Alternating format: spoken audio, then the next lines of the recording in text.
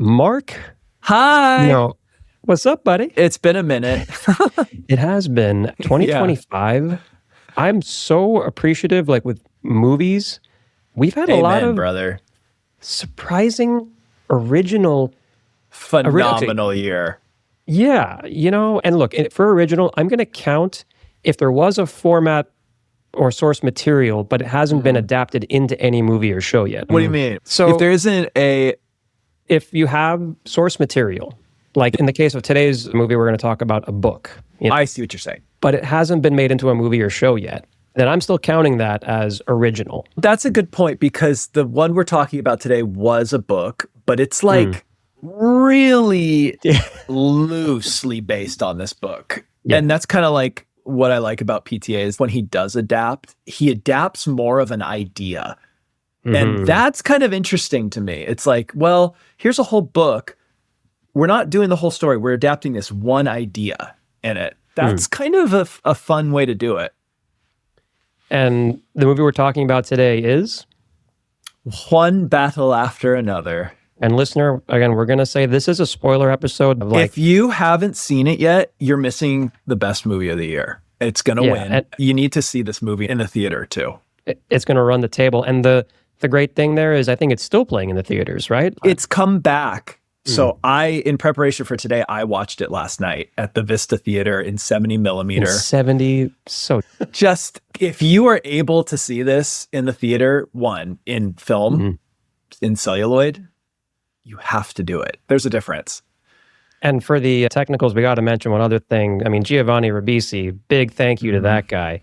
I mean, he restored what were those cameras? The Vista? Yeah. Like, and Saurabh, I got you a present that I want to show. Oh, okay. Listeners. Okay. So I went and saw it last night at the Vista Theater, where I originally saw it in VistaVision, and they had little commemorative shirts. No. So I asked you what your shirt size was, and this is yours. I have a matching one, so we can match. Thank you. Too. Is it backwards for you? No, it's the right direction. Viva la Cellular Revolution. Yeah. That's awesome, man. Yep, thank you. Buddy. Yeah. Very, very, very thoughtful. I appreciate that. I mean, this movie, man. I know. It's absolutely insane. Now, listener, I've seen this movie twice. The first time was with Mark in the theater and with our friend Chris. Mark, yesterday was what number time seeing this movie? I've seen it. This was the 5th time I saw it in the theater. I just love this thing so much. I get it, and again, by the way, this is like another thing a special thing with this movie. I think we're both on cloud 9 with this movie, which is, again, really? How rare is it that we're both like That's just to true. The moon? That's a really good point. Very rare that we're both. Is this your favorite of the year? Yeah. Okay. Yeah. So my favorite of the year has shifted twice. The first one was, I was surprised how early that my favorite, the first one I picked, it was Companion. And then Weapons. Weapons comes along. It's just absolutely refreshing and fantastic. And then you had been telling me, hey, but get ready for One Battle After Another. And then didn't disappoint, man. You know what's so weird is that was my trajectory as well. Yeah. Like, it's so bizarre that we're so aligned this year. We've never agreed on a movie. I think like there's been a need for original films, Yes. And I think also when it comes to Paul Thomas Anderson, we've always been on the same page, for that. Totally. What some of the earlier stuff, I don't know, maybe like I fell off with him a little bit. Really? Where did you fall off? Inherent Vice. Yeah. I haven't seen Phantom Thread, so I don't know. Right. I think you said actually, surprisingly, Licorice Pizza was like... I have to agree. I think all of his movies are great because they're just like in scope, but I fell off too. I did not enjoy Licorice Pizza. I appreciate it for what it is and like the story he's telling, but it was not my flavor. I just straight up didn't like it. And the Phantom Thread, I wanted to, but it didn't connect with me either. So I fell off a bit too. And this one was maybe one of the most connected I've been with him. It's just insane. I don't know how he did this movie. This movie's kind of magic because I feel like it still has his unique feel to it, but it's, I think, one of his more accessible movies too. Yeah, I'd agree with that. Absolutely. Because like in Magnolia, he's kind of combining all of the best of Paul Thomas Anderson, while also kind of, in my opinion, straying away from his voice. You know, I think we talked about this. You got two Anderson filmmakers that are huge. You got Paul Thomas Anderson, you have Wes Anderson.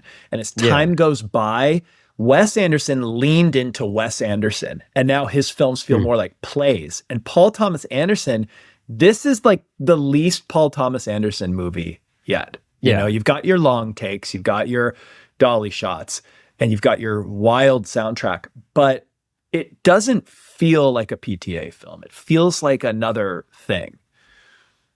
You know, this movie, a couple things that I really got to say about it is that it's a serious film. It's terrifying at times with these comedic beats woven in. Like on a repeated viewing, those same feelings of discomfort I have, not like, just like where you're supposed to feel uncomfortable, right? Like it hits the same way again. It wasn't any less impactful on the second viewing. Nor on the fifth, man. Like every single time. And I think it's the performances. Like everyone is on board in this movie. Yeah.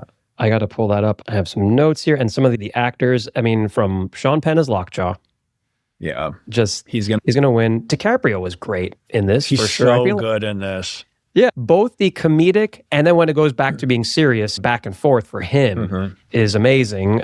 Benicio del Toro, for only being in a short part of the movie, he's kind of like with Anthony Hopkins and Silence of the Lambs. He's only in it for like 16 minutes or something, and just steals the show. Totally.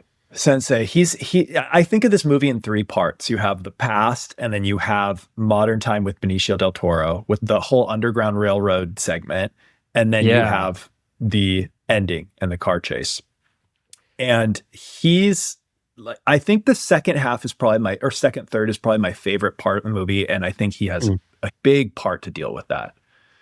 I mean, you and I have talked about that whole sequence, starting at night with the raid, all the way through to the hospital.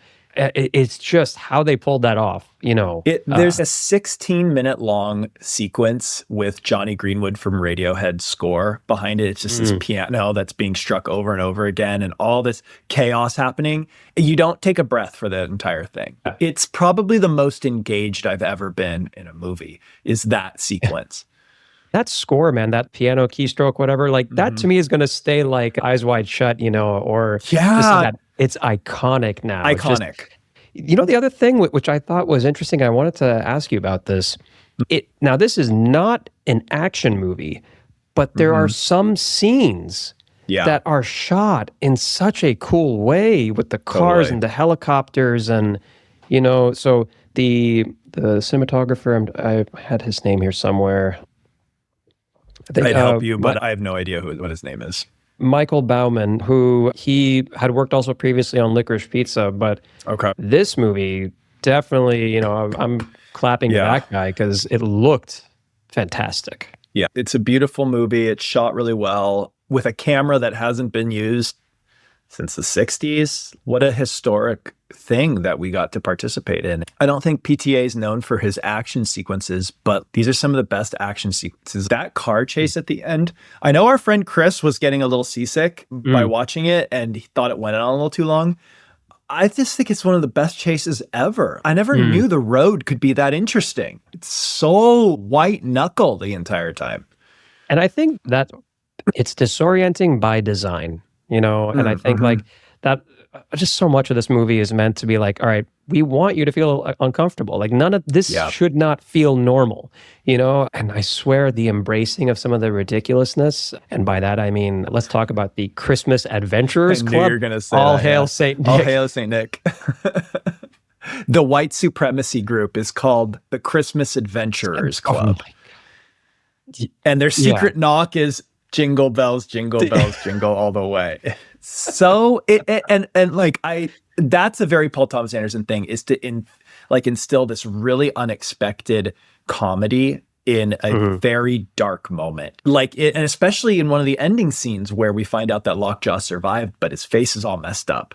And the conversation that happens between the two Christmas Adventure Club members and him is one of the funniest conversations in the whole movie. It's so good. Yeah. I mean, I remember just the whole trippiness of like the one of the guys from that club goes to a residential house, just goes downstairs, and suddenly you're in this like very sterile, like corporate hallway feel. It's crazy. Yeah, like that whole thing is so absurd, and how they all, that committee, I guess we can call them a committee, play that so straight face, and it's fantastic. Although Tony Goldwyn, I got to say one thing about this guy. Who is this? Who's Tony Goldwyn? He's the guy who, one of the guys from the Adventurers Club, where even before the house, I think Lockjaw goes to his daughter's wedding. And so it's the guy who interviews him. Yes. Exactly. Virgil. I think his name's Virgil in the movie. Virgil. Like the actor Tony Goldwyn, he always plays these guys. He plays these super creepy, it could be a serial killer, it could be a white supremacist in this case. Look, he's got the look for it. But it explains why he's also branched out and in the past directed a bit, and I think he's even put himself in some of these movies. And I'm like, good for you, man, because I don't know if anybody else would. Like, they like you as this role, and I'm glad at least you can offer yourself some range. Yeah, right. He's he's great in it, and I realized the first time. So you meet him, he's interviewing Lockjaw at his daughter's wedding. And the second time you see him is in this bunker where they're hiring a hitman, or they're getting their resident Christmas hitman to take out Lockjaw. I think this was intentional too.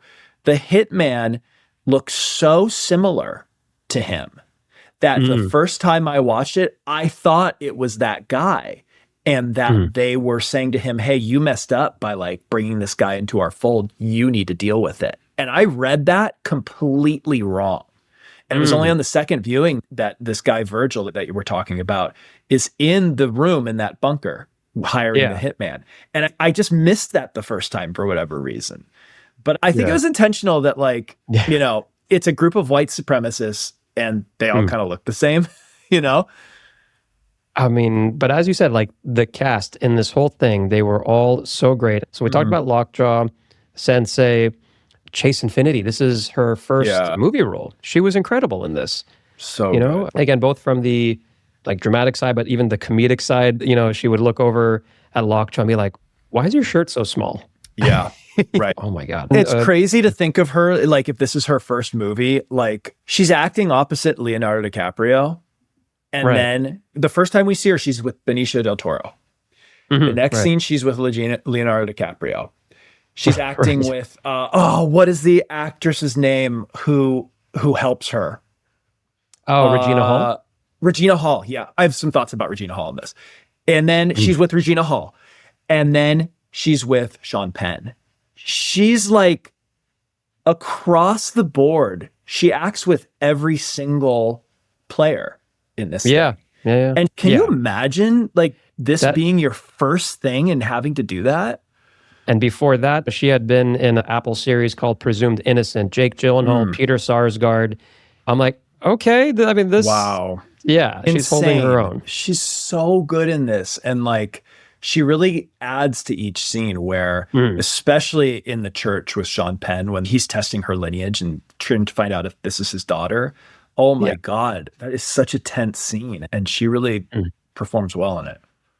And Teyana Taylor, as the mom, is also pretty great, in this too. But I wish she was in it more. That was the only thing. Like, she's... Yeah, totally. Because she's so wonderful to watch. Yeah. And I think the whole time this movie sets up some big expectations. And two in particular. One, that she's going to come back in some way. And she does. There's a letter at the end and you hear her voice, but that's it. She disappears after the first third of the movie, which I kind of like the gravitas of.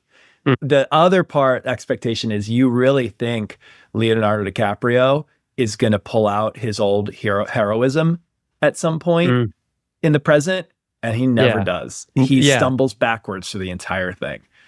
Oh, when he's on the phone, he's like, I don't know the passcodes. I'm high. Like, I just, but then he, like, bits and pieces, like, I'm going to pull a whatever, go over your head and get your supervisor on the phone, and just, I mean, all those things. He's so pathetic. Great. Like, he's the cool guy in the Resistance in the first third. And then he is just a shell. And it's really crazy to see that switch like that. I mean, I guess it goes to show his chops are incredible. It's that switch is really amazing. And he just needs so much help in the second and third act. Yeah. He's complete. He doesn't do a single thing in the rest of the movie. He's just bumbling. Right. But I want to circle back to, you said you had thoughts on Regina Hall. Okay. What happened there? So I saw this movie for the 5th time last night.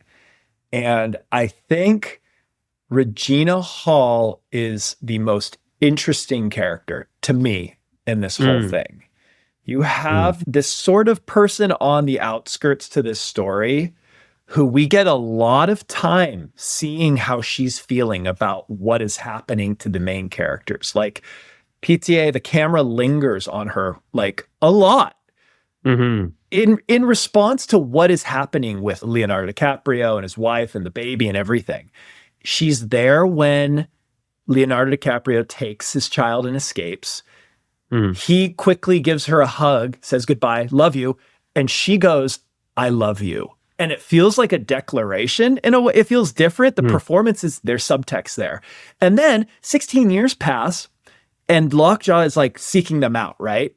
Right. She immediately shows up to save this family who has had no contact. Like, where has she been? What has she been doing? Why is she all of a sudden there? There's a lot happening with her character behind the scenes that we just don't see. And I think that is great. Like, for me, that is the most interesting character in this whole thing. Yeah. And there were a lot of scenes where, as you said, like when the camera lingers, just her nonverbal stuff, you know, in the car, they're driving away. She hears the phone. It's like, you have a fucking phone. Yeah. But her facial expression, all of that. Yeah. She's so nuanced because for this woman, she's dedicated her entire life to these two people.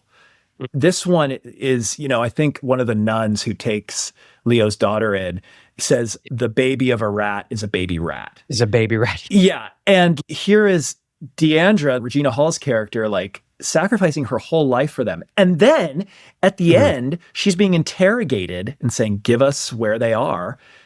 But the last scene is Leo and his daughter living their life free. Leo's taking selfies of himself on an iPhone. Right. And we have to assume that Regina Hall didn't do what Perfidia did, which is rat them out, that she sacrificed herself and was in prison for the rest of her life. Like, what a cool freaking character that really doesn't get her due. Yeah, no, and there's another character, man, that which is connected to what was her name? The one you were just talking about? Regina Hall's character? Deandra. You just reminded me of one other character too. The guy who is interrogating most of the people along the way in this movie. I have his name here, James Ratterman. And Mark, there's kind of a creepy little bit of history or trivia here with this. That guy is former Homeland Security. I believe it. He's terrifying in this. Because this guy goes from, hey, how are you? He's like, all right, sit down, or I'm going to threaten your family, or... That's what's so scary about him is like, and it really is a peek behind the curtain in how this kind of stuff operates for people unlucky enough to be on that side of it, is like, this guy is so like friendly and good cop. And then he flips the switch, especially with Leo's daughter Willa, with her friends at the dance. Like he's asked, hi, my name is whatever, how are you? And like being very cordial but firm, and then it just turns on a dime. It's like, I totally believe that he was involved with Homeland Security, because this guy, there's like a realism to it that's scary. Yeah, I mean, was he like this when he really had this role? Right. And just, of course, the whole thing of how this is timely right now, you know, as a subject matter and everything. But yeah, his character was one that was haunting and definitely stayed with. Agreed. Totally agree. You know what? To a lesser degree, but still, because we don't get as much time with them, all the cops in this movie, all of the mercenaries, all of Lockjaw's guys, the 1776 guys at the end, you know, relentless, like all those guys had an authenticity to them. Like, I wonder what that process was like they feel like real guys. Like, Yeah. Whether they're actors or not, that scared me more than anything, was just these dudes and their guns and their behavior. Like, wow, what a crazy set of villains. But you know the thing with this movie, Mark, why like I still have, every time I see it, even though it's a very serious subject matter, I have such a good feeling coming out of this movie. Yes. Is that, you know, you and I, the environment for films right now in theaters, it's bad. It's pretty dire as a business. So I always throw the numbers, the financial numbers out, you know, because there is a part of me that likes the business side of film as well, you know, but this is one of those films where I'll tell you the budget here, we don't know exactly, but it's a range of 130 to 175 reportedly. Wow. But then its box office is 205 million. Mark, let me tell you, I don't care. Like it's one of those movies, I don't care what the box office is. Why it gives me hope is that there was a producer or a team of producers that loved this script and this project and PTA so much. They believed in it, right? They shepherded this thing. They probably knew the math. They're like, this won't make its money back, but we're going to make a hell of a movie. Yeah, I hope, dude, that's very optimistic of you. And I really hope you're right. Like, I hope that it was let's make art and focus on that. And we know we're going to win awards with Paul Thomas Anderson working with some of the greatest actors alive right now and getting the best performances of their career. Yeah.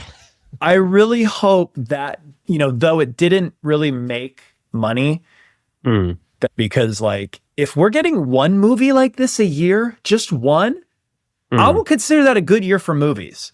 Yeah. We have had a phenomenal year of movies. Weapons, I was certain nothing would replace that. I knew one battle after another was coming out. I didn't care. Weapons, there is nothing taking the place of this original movie. And this fucking movie was so good that I just saw it for the 5th time, paying 2025 movie theater tickets. Saurabh, I'm an AMC A-lister, okay? I pay $25 a month to see free movies at AMC. I didn't see this at an AMC. I paid more money to see this movie. It is so freaking good. And like, I just implore whoever's listening to see this in a theater if you can, because you do not want to be distracted on your phone. This is so chock full of good stuff and quality art and filmmaking. Like, you do not want to miss a moment of this. Yeah. I mean, my first time, it was in a theater, which for me was incredible. But I believe for you at this last screening, I mean, a 70 millimeter viewing is something next level. I mean, it's made for it. By the way, I want to circle back to Giovanni Ribisi for a second. 2 of the most impactful, memorable movies involve him. Really? The Strange Darling was the first one. And then this movie, even though I know he's not involved with the story or anything like that, the technology plays a role. And he restored all the cameras. Yeah, he's the reason why this was shot on a forgotten format and a really high quality format. It's super cool. And Mark, like, I very much believe it was that thing earlier about saying a producer or someone championed this thing, because $130 to $175 million budget with Warner Brothers, which is a very financially stressed company right now. Real Succession thing happening right now. Oh my God. They need to make a show or a movie based on this. But yeah, there was someone there, I'm sure. There is some part of them that will reconnect with movie magic. And when they find that script, that director, whatever, they're like, I am championing We got to do it. Nothing is getting in my way. I agree. I think this industry, though suits are poison to it, I do think there are people behind the scenes who genuinely care about the art form. So I agree with you. I think there are folks back there that care about it. What are your thoughts? We didn't touch on this too much. Jonny Greenwood. Yeah. Jonny Greenwood and this movie. It's half the movie for me. Right? So good. That score, and it's 6 movies they've done together now? Crazy Something number. like that. And you know, I was a little bummed because John Bryan, the composer, was PTA's guy for like Boogie Nights, Magnolia. I don't know if he was on There Will Be Blood. But I just realized, I just learned that I guess John Bryan, the last song is John Bryan. So he's still a part of PTA's team. But yeah, Jonny Greenwood's been around for a minute, and thank God, because it's a great score. It just like, it's overpowering in a good way. You know what I mean? Normally I would never like say overpowering, meaning like something positive, but like it's, right. I mean, you have a story that's overwhelming. You have performances that are overwhelming you. It's yeah. And, listener, I on purpose, I'm not mentioning scores here because I think it's at this point kind of ridiculous. That like, I love this movie, Mark. I love this movie so much. It's definitely, would you say, again, probably a dumb question, in your top 10? Number 1? Of all time? No. 2025. Here's what it is for me. One battle after another, weapons. And here's where you and I diverge. Number 3, Zootopia 2. What a great film. You were saying that, and actually, no, I haven't seen it yet. I totally Disney with their whole team of storytellers. I don't know what Kool-Aid they're drinking for Zootopia. Zootopia and Zootopia 2 are probably my two favorite Disney films. Like, they're so thoughtful and caring in just every detail, and they have the money for it, right? So they can do it. But every detail in these movies, I've seen Zootopia 2 3 times in the theater. Every single detail is cared for and thought about. Like, there's a part where they have a flyer for the event or the gala. And if you pause it on the flyer, or like you just look at the flyer, they made a flyer for it. It's got all the text on it, and exactly like you would look in real life. Like, and it's on screen for maybe a quarter of a second. Like, I don't know. That's very easy to fake, right? Like, put some scribbles in, They don't do that. Every single shot has something like that. You can pause it in any moment, and you're going to see something in the background, even if it's on screen for like a flash. Is it already on home video? I'm going to go frame by frame through this movie because there's so much to see in the background. Quick question, listener. I do apologize for this tangent, but you'll see it's relevant in a moment. Mark, I'm also considering restarting building the physical media collection, right? Like, hell yeah. Blu-ray or DVD? Blu-ray. So get 4K if you can. And there's some Blu-rays that are both 4K. If you're getting 4K, then you have the Blu-ray. Sometimes the Blu-ray doesn't have 4K, but just get a machine that will play 4K. It's worth it. It's totally worth it. Yeah. But okay, so you had mentioned those were your top like few, right? Like of like your my top 3 this year. Top 3. I mean, I have my top 10, but there's 2 of them. I have my top 8, I should say. I'm going to look up what movies came out this year because I feel like I'm forgetting. The number 1 is One Battle After Another, for sure. Great. Hands. Weapons is number 2. Okay. Yep. Keeping in mind, as you said, I haven't seen a lot of these movies that you've seen, so that could totally change, these things. Number 3 is Companion. I really enjoyed that one. There was this small indie film. Now, that the rest are not in any order. Those were my top 3. Okay. The remainder, Bob Trevino Likes It, which is with... I haven't even heard of that. John Leguizamo and Barbara Ferreira. It's this... And by the way, someone I haven't seen in a long time, French Stewart. Do you remember this guy? From 30 Rock. Yeah, and it's a very different role for him here. So he plays the main girl's father, and yeah, I would highly recommend that one. I told you and Chris, I cannot stop talking about this movie, Predator Badlands. Yes. Just for, if you want like an all-around great action movie, like The Rock, you know what I mean, from beginning to end. That's a big statement. And then Wake Up Dead Man, really enjoyed that. My favorite one in the Knives Out trilogy. The first one for me, then Wake Up Dead Man, then Glass Onion. Although I want to watch Glass Onion again. I feel like the second viewing, we're going to get a lot more out of it. Yeah. No, for sure. And I mean, Rian Johnson and Edward Norton working together, I got to watch that again for sure. Totally. And then one I didn't think I would like as much, but I did, The Lost Bus, which is the one Matthew McConaughey. Okay. What were those fires in California in 2018? I remember. 2018? Was it Paradise? Yeah, maybe. Paradise? No. Palisades was this year. Yeah, Palisades was Southern California, but there was one that was east of Napa, like way east of Napa. Paradise was definitely a fire we've had, but I don't know if it was that one or It's Paul Greengrass who does a great job with recreating those true stories. The visual effects were remarkable. Jamie Lee Curtis was the one who shepherded that project. She found the script, she produced it, she brought in Jason Blum to produce with her, and Paul Greengrass to direct. So she made this magical movie happen. And it's very stressful. Like, once things go bad, like from beginning to end with the effects, it's incredible. I'll have to check that out. And the last one, it was just an accident. Have you heard of this one? I don't have any of these movies. It's an Iranian filmmaker, Jafar Panahi, and he made it in secret. You know, I have heard of this one. I really want to see this. There's a cool part to the movie. There's several cool parts to the movie, but there's one in particular that I think will stand out, and we got to talk about it afterwards. And listener, when you watch it too, leave a comment if you know which part I'm talking about. But yeah, the other two I have open still. I don't know. Like, I haven't seen Hamnet. I haven't seen Sentimental Value. I got a story about Hamnet. Okay.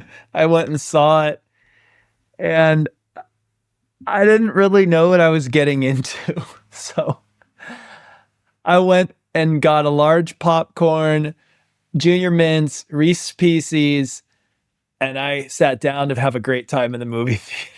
It was the saddest movie I've ever seen in my life. I think she's going to win for it. Jessie Buckley. What a freaking movie. I haven't seen it yet. Just be ready. I mean, that's what I keep hearing. I hear that this is the one that if anyone's going to get in the way of one battle after another, it might be this movie. I don't think it should win Best Picture. Mm-hmm. I think it's a great movie, but I think that One Battle is just too big of a beast. Like, I think it's too hard to ignore it. The scope of One Battle is just, I don't know. It's my thought. You know what I kind of want, though? Like, because I feel like this is a pattern that's become typical, and it's a little frustrating, but here's a pattern I'm talking about. That you go in towards awards season. You have a clear favorite, right? And then Hollywood Reporter tends to put out this series of, they call it anonymous jury member posts. And there is always a handful of people who start to hate on the favorite, you know? They're like, oh, that was garbage. And then, like, if that gets circulated a little bit, it actually loses the momentum, and the popularity contest actually runs that way. So what I'm hoping is temporarily, just strategically, that Hamnet is kind of the favorite at first. And then let it have its run, let it deflate a little bit, and then just like one battle after another will just... It's funny because I think this year was so good for movies with Companion, Hamnet, Weapons, One Battles, Utopia, like all these, it's just Train Dreams, like all these movies. I'm actually interested in the awards this year. Like the last few years, I kind of just like tune out. I'll just Google it later. I'm very curious about what's going to win this. I don't know how anyone's going to choose, really. There's too much good stuff this year.